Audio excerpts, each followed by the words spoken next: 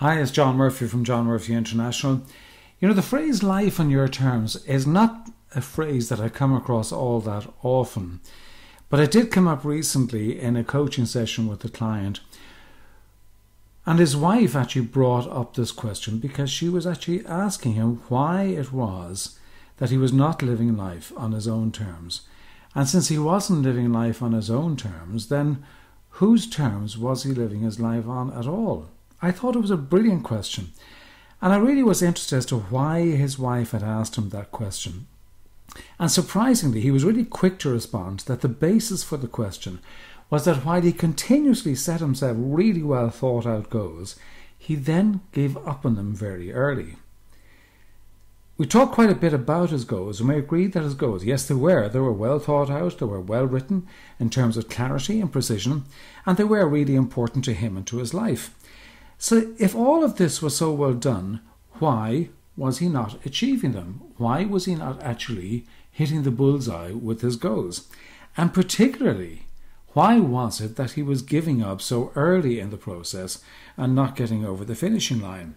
And you know, this is something that I come across time and time again, and I really am passionate about working with clients to really help them to break through and achieve their goals. And that's why my mantra is coaching for success. But getting back to my client, after much delving, we recognised the issue. As I said, he was good at creating the goals, being clear about them, and understanding what it meant for them. So, again, why did he give up so early? And I knew that the clue had to be just there in front of us. And after a lot of digging over a number of sessions, we really uncovered what the blockage was and really gave the answer to his wife's question about not living life on his terms. And the truth was that he really could not face failure. He could not face even the possibility of failure.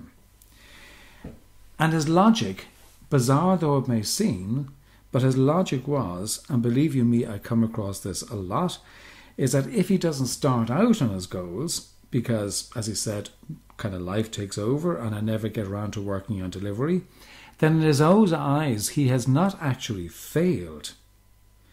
Because his unconscious excuse, as I said, was, how can you stop life getting in the way? His mindset was that failure was not an option, and consequently failure had to be avoided at all costs. And that is a really, really dangerous mindset, because failure is not only an option, it is actually a necessity. Research has shown clearly that the most successful people fail 50 to 70% of the time. Asking my client that question, he would say that winners succeed 100% of the time, and that is so totally untrue. You know, failure, when it's properly embraced, leads to growth, and that growth is an essential element of achieving goals. My client was sabotaging his own success through a fear of failure rather than seeing failure as a critical element of success achievement. Moving out of our comfort zone and failing regularly builds us up, gives us success muscles as long as we learn from them.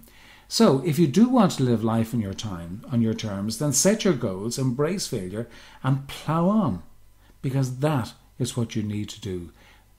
Failure is important. It's important to do it time and time again, to learn from it, and really, once you've actually learned from it, you plough on to ensure delivery of your goals. This is John Murphy from John Murphy International.